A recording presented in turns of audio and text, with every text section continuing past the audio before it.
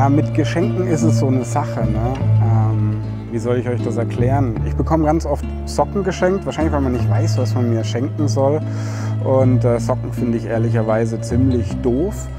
Ist vielleicht auch so ein deutsches Allmann-Geschenk. Meine Freundin bekommt von mir echt immer tolle Geschenke. Sie hat neulich so ein neues Topfset bekommen und so einen Wasserstaubsauger.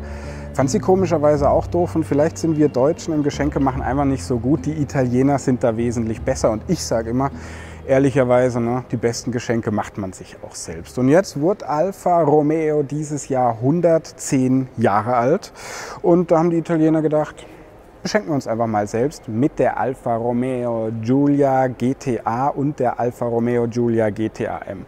Und ich habe in Frankfurt angerufen und habe gesagt, ich habe doch die jetzt alle vorgestellt. Wenn dieses Auto auf den Markt kommt, dann wäre es doch eigentlich ganz nett, wenn ich den auch mal vorstellen könnte. Und dann haben die ganz lange nicht abgenommen. Und dann haben sie mich angerufen und gesagt, er ist jetzt hier als GTA M, also Gran Turismo Alleggerita Modificado. Ich habe immer noch keinen Italienischkurs gemacht übrigens. Du kannst den vorstellen, du kannst den Sound zeigen, du kannst den Außen zeigen, du kannst den Unterschied zur Giulia Quadrifoglio zeigen. Und jetzt sind wir hier in Sinsheim im Alfa Romeo Museum und ich habe die Ehre, euch das Geburtstagsgeschenk für die italienische Marke hier vorzustellen. Ich bin übrigens der Jan und bevor es losgeht, vielleicht noch eine kleine Werbung. Falls euch dieses Auto zu teuer sein sollte, könntet ihr den hier jetzt nicht leasen. Wir haben einen Leasingpartner mit GoLeasy. Ja, da findet ihr unsere Modelle, die wir vorstellen und auch unter den teilnehmenden Leasingplattformen wie Vehiculum, wie Leasingmarkt, wie Null-Leasing den garantiert besten GoLeasy-Preis. Hier seid ihr gelandet bei www.dem, talentlosen Geschenkverteiler eures Vertrauens und Autotester. Ihr findet uns auf Instagram, Facebook, YouTube, TikTok. Abonniert am besten alles, macht mich froh, Alfa Romeo und auch sonst jeden Alfisti. Und jetzt geht's auch wirklich los mit mir. Ich bin der Jan und dem Alfa Romeo Giulia als GTA M-Version. Kommt mit! So, und jetzt hat er hier eine wunderschöne Abdeckung und ich habe jetzt die Ehre, euch die zu präsentieren. Schaut es euch an hier erstmal, ist eine echte Weltpremiere. Hier steht das Auto in komplett seriennaher Version, kann man so sagen. Es ist allerdings noch ein Prototyp. So, und jetzt mache ich hier die Abdeckung weg. Man will dieses wunderschöne Auto eigentlich auch nicht wirklich zerstören. Werf sie hier hin.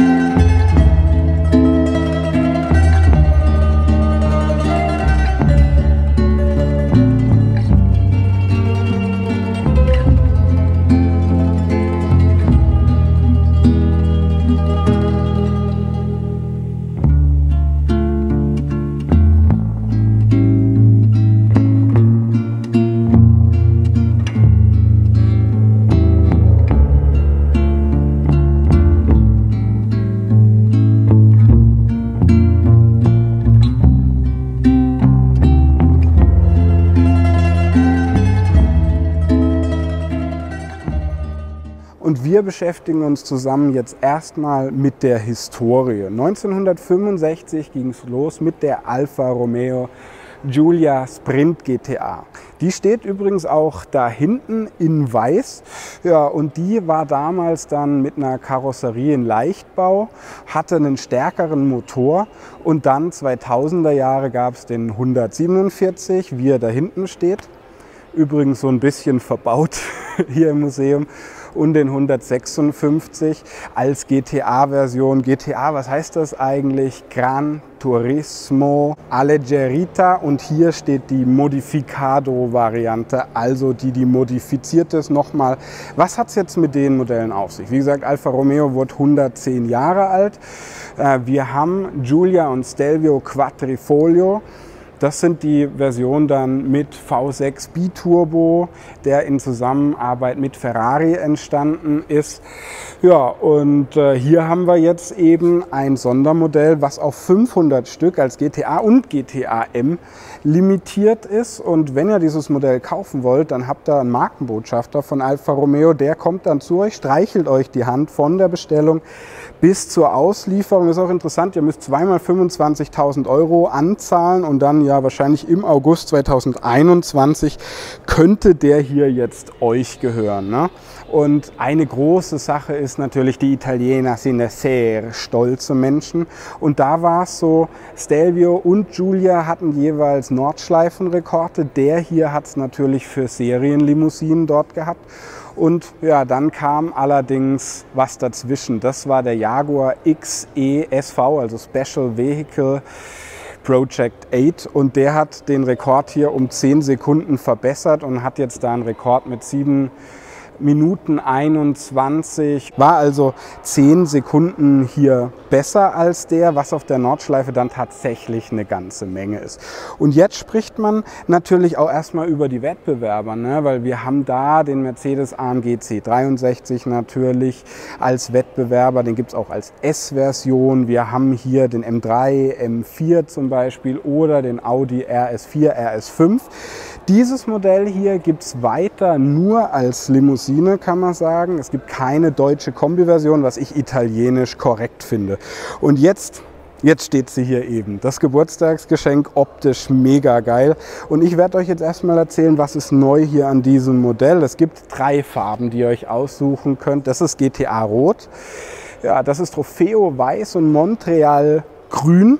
Hier ist Trofeo Rot, GTA Rot drauf. Ich stehe mega auf diese Farbe. Das ist so ein klarer Lack hier drauf. Es gibt immer noch keine LED-Scheinwerfer, sondern nur Bixenon-Scheinwerfer. Und dann ist dieses Auto in einem Aerodynamik-Kit mit Sauber entstanden. Sieht man hier außen drauf. Das heißt, dieses Auto, was ja sowieso schon Motorhaube, Dach und die Antriebswelle aus Carbon hat, ist jetzt breiter geworden, es ist leichter geworden, es ist stärker geworden, es ist auch teurer geworden und es ist noch carboniger geworden und es ist noch flügeliger geworden. Ich stehe mega auf die Optik und wenn ihr jetzt hier vorne mal schaut, dann habt ihr den Scudetto hier in einem Carbon-Look. Wir haben hier so ein Gitter und ganz wichtig, dieses Alfa Romeo-Zeichen hier ist jetzt das neue, einfach nur noch silber-schwarz, auch mit Carbonumrandung. Hier haben wir einen Abschlepphaken für die Rennstrecke, Gitter hier und hier. Dieser ganze Stoßfängerbereich ist neu ausgeformt. Schaut euch mal an, wie dieser Flügel hier ums Eck geht. Schaut euch mal an, hier Lufteinlässe extra für die Felgen. Und wenn ihr mal darüber guckt, dann ist es noch Modelljahr 19 übrigens. Da seht ihr dann schön die Unterschiede. Ja, und dann ist natürlich eine große Sache bei der normalen Giulia Quadrifoglio haben wir hier diesen Splitter, der fährt glaube ich 3 cm runter ab 120 und dieser ganze Aerodynamik-Schnickschnack hier vorne, wie zum Beispiel auch die Öffnung, sollen eben für mehr Frischluft für den Motor sorgen hier und gleichzeitig für mehr Downtrieb eben auf der Rennstrecke. Und es wird jetzt interessant sein, ob es dieses Auto eben schafft, den Rekord zurückzuholen oder eben nicht. Von vorne habe ich mich in dieses Auto verliebt. Ich bekomme auch so ein bisschen Gänsehaut, wenn ich drüber spreche und wenn ich ihn anschaue. Ich hoffe, ja, die Begeisterung kommt eben so ein bisschen rüber. Und wenn wir jetzt im Profil sind, kann ich euch natürlich vieles erzählen, was Alfa Romeo gemacht hat, dass dieses Auto 50 Kilo leichter ist als GTA und 100 Kilo leichter als GTA M. Erstmal haben wir hier 20 Zoll Felgen drauf. Die haben hier diesen Öffnmechanismus hier in der Mitte wieder mit Alfa Romeo Zeichen drauf. Das ist einfach für die Rennstrecke. Was bringt das? Eben, wenn man im Pitstop ist, einfach wie bei der Formel 1 kann das Rad wechseln. Hier mega geiles Rad. Hier ist die Carbon-Keramikbremse drauf. Übrigens Carbon-Keramik von Brembo. Ich glaube, das erste Mal hat dieses Material Einsatz gefunden beim Ferrari Enzo. Ist also eine mega geile Bremse. 390 mm vorne, 360 mm hinten. Und dann haben wir hier natürlich noch die Quadrifoglio Kleeblatt-Version hier drauf. Und schaut mal, das ist unter dem Lack. Klarlack ist eben drüber. Und hier steht Auto Delta drauf. Lufteinlass riesig. Und natürlich, die Italiener sind stolz, haben wir hier ja, die italienische Flagge. Ihr bekommt dieses Auto eben auch in der Farbe der italienischen Flagge. Ihr bekommt für die Fahrertür auch noch eine Nummer.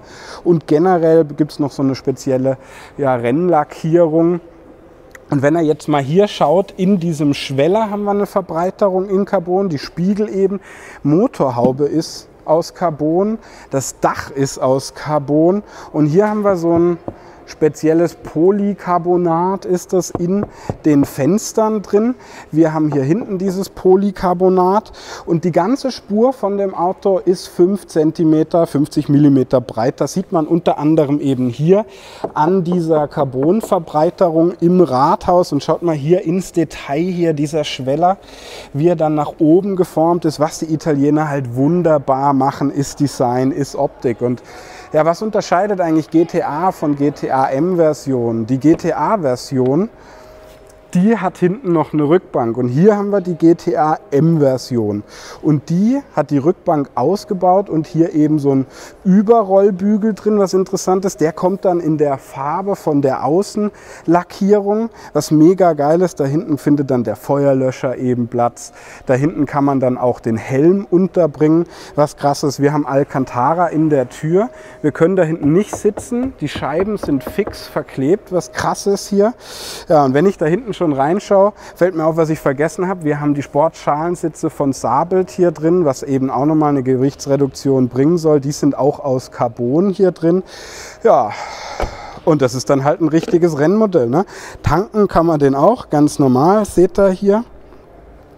Ja, und wenn man dann natürlich ans Heck schaut, dann fällt eine kleine Sache auf. Ne? Wir haben hier eine riesige Pommestheke. Das klingt so ein bisschen despektierlich, aber das ist halt mega krass, weil schaut euch mal diesen riesen Heckspoiler an hier oben drauf. In der finalen Edition soll man den auch so ein bisschen verstellen können, hier was Krasses. Boah, und da mir als Automobilenthusiast läuft da das Fahrwasser im Mund zusammen. Wir haben hier die Rückleuchten, die wunderschön sind. Wir haben das Alfa Romeo Zeichen, hier wieder das moderne GTA M steht drauf, Giulia, GTA M, alles eben unter dem Lack.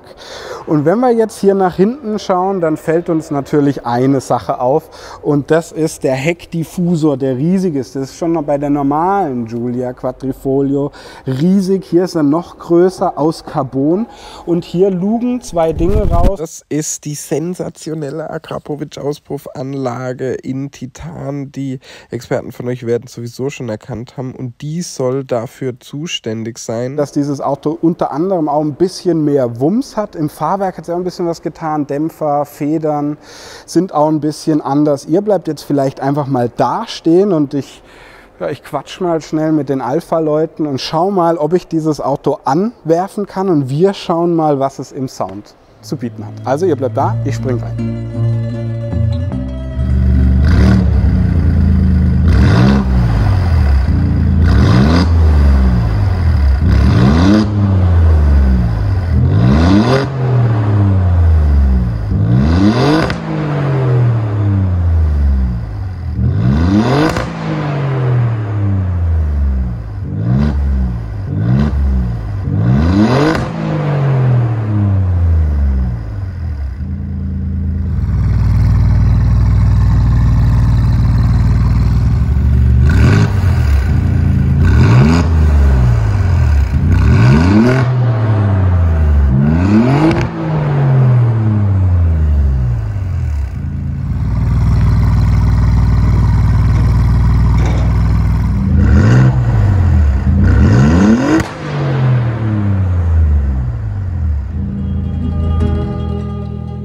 Und? Wie hat euch gefallen? Gut? Schlecht? Vielleicht schauen wir uns einfach noch die normale Giulia Quadrifoglio von hinten an im Design, dass wir das einfach mal ein bisschen vergleichen können. Hier haben wir auch andere Felgen dann übrigens drauf. Die sieht natürlich neben dem Monster hier aus, ja, wie so eine relativ zivil schwachbrüstige Version. Hier ist dann die 110 Jahre Beklebung, also von 1910 bis 2020. Ich muss die Tür hinten auch richtig zumachen, fällt mir gerade auf. Und jetzt sprechen wir natürlich über eine Sache, die bei diesem Auto halt mega geil ist. Und das hier ist der Motor. Und bei meinen normalen Giulia Quadrifoglio Videos war schon so V6 in 90 Grad, Kleeblatt hier vorne drauf. Und die größte Frage war jetzt, woher kommt der Motor? Kommt er von Maserati, kommt er von Ferrari oder kommt er von Alfa Romeo? Alfa Romeo sagt, ja, also den haben wir selbst entwickelt.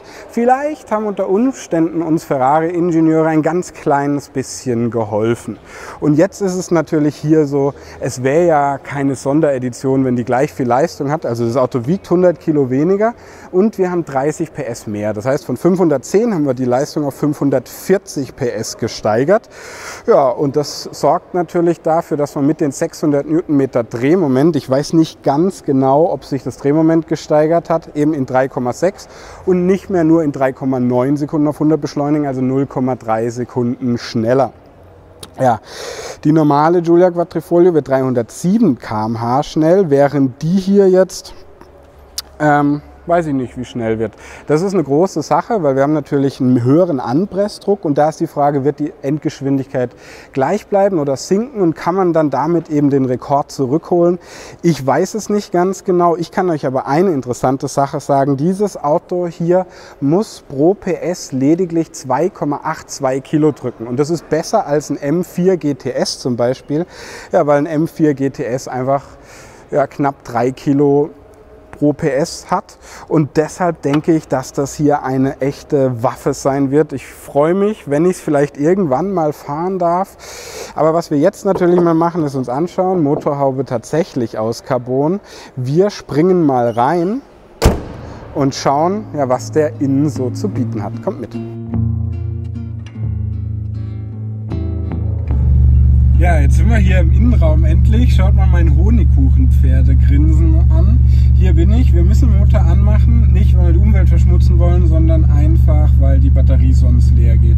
Euch interessiert allerdings bestimmt, ja, was ist hier drin exklusiv? Und jetzt haben wir hier ja, Alcantara-Bezug, GTA-M steht hier drauf. Wir haben Alcantara in der Grifffläche vom Lenkrad. Wir haben Alcantara in der Tür. Schaut das am besten mal wegen der Helligkeit in eurer Tür an. Und wir haben hier ja, diesen Öffnmechanismus quasi nur mit einer Schlaufe. Wir haben hier eine rote Ziernaht auch in der Tür drin. Wunderschön. Schaut mal, so geht die Tür auf. Und dann GTA-M Einstiegsleiste, die habt ihr auch drin, beleuchtet, mega geil. Und wir haben hier Alcantara auf der Armauflage, das Handy bekommen wir schön hier rein. Ja, der Schlüssel sieht so aus, das ist gewohnt, ne? Bisher denke ich, das wird gleich bleiben. Und dann ist natürlich eine Sache, Alcantara Himmel hier, mega Carbon, Start-Stopp-Knopf hier, Carbon eben in der Tür, hier Carbon, Zierelement Carbon in der Mittelkonsole, die Tricolori hier drin. Und hier steht 0 von 500, ist also noch Vorserie. 500 Stück wird es geben. Und jetzt kommen wir zu den Sitzen zu sprechen hier. Sabel, Sportsitze aus Carbon. Schaut mal, wie dünn die sind. Die sehen schon sehr leicht aus. Das sind auch so richtige Eierklemmersitze. Die sind richtig eng, richtig hart, richtig geil. Alcantara hier drin, rote Ziernaht. Da bekommen wir auch andere Ziernähte hier drin. Auch die Sitze hier, die Gurte bekommt eine andere Farbe. Das ist so ein 6-Punkt-Gurt für die Rennstrecke. Ne? Macht man dann hier so rein auf beiden Seiten. Von unten kommt nochmal hier dann der Gurt rum. Ihr kennt das, dass man halt hier drin wie ein Mutti-Schoß eben drin ist. Richtig, richtig gut. Und was natürlich krass ist hier bei GTA-M, schaut mal hier hinten rein. Vielleicht von der, ja genau, von dieser Tür. Hier haben wir den Überrollbügel. Ist kein ganzer Käfig. GTA-M steht hinten. Hier würden wir 2 Helme reinbekommen dann. Das ist in der Farbe von der Außenlackierung. Hier ist dann ja, der Feuerlöscher, den man hoffentlich nicht braucht für die Rennstrecke. Von hinten seht ihr das, Carbon-Sitze. Hier hinten kommen dann die Gurte her. Das ist natürlich mega geil. Allein wenn man hinten rausguckt und diesen riesigen Heckspoiler sieht. Was ein tolles Auto. Ihr könnt hier drin natürlich auch noch ein bisschen personalisieren. Hier dieses neue Infotainment kennt ihr. Ich weiß jetzt nicht, ob ich euch das hier drin vorstellen muss. Hier ist flexibel, hat jetzt auch hier Touch, genauso wie die Giulia Quadrifoglio im Modelljahr 20. Wir haben hier dieses neue Fach, diese neuen Cup-Holder. Wir haben hier natürlich den Race-Modus. Wenn wir da lang rüber gehen, können wir den reinmachen. Wir können hier die Dämpfer weiter härter stellen. Start-Stopp-Knopf ist hier drauf. Wir haben dieses kleine digitale Cockpit hier vorne drin. Links die Drehzahl, rechts die PS. Vorne steht auch klein ein Kleeblatt drin, Alfa Romeo Zeichen hier drauf. Ich fühle mich richtig wohl. Man kann auch hier eben diese Kacheln verstellen, wenn er dann mal guckt hier drauf. Ganz flexibel dieses System. Wir haben hier dann auch die verbundenen Services drauf dann. Hier zurück kann man die verstellen. Ja, und dann haben wir hier die Fahrassistenten, auch die neuen. Wenn wir dann zurückgehen, kann man hier Fahrassistenten anzeigen. Ich habe euch das schon gezeigt, aber ich finde immer zu so einem Review gehört es einfach dazu, was alles hier drin ist. Rückfahrkamera, Limiter, und damit ist es halt auch ein modernes Auto. Hier Fahrzeuginformationen, wir sind jetzt im Race-Modus hier. Seht ihr dann zurück auch den DNA-Schalter hier, was sich alles verändert. Ganz interessant, sieht man dann hier schön für die richtigen Freaks da draußen, die das interessiert, will ich das gerne zeigen. Und was jetzt vielleicht ganz interessant ist, ist, wenn ihr nochmal rausspringt, hier innen habe ich euch alles gezeigt mit Alcantara, mit diesen riesigen ja, Schaltpeddeln hier auch drauf. Kleine digitale Sache hier noch, nicht digital, analoge Sache hier noch für die Klima. Ich bin echt ganz nervös. Und jetzt zeige ich eine kleine Sache. Ich hoffe, von Alpha schaut niemand zu, aber wir haben den Sound ja auch von außen präsentiert, aber jetzt wollen wir im Race-Modus das hier innen auch noch zeigen. Also bin ich mal kurz ruhig.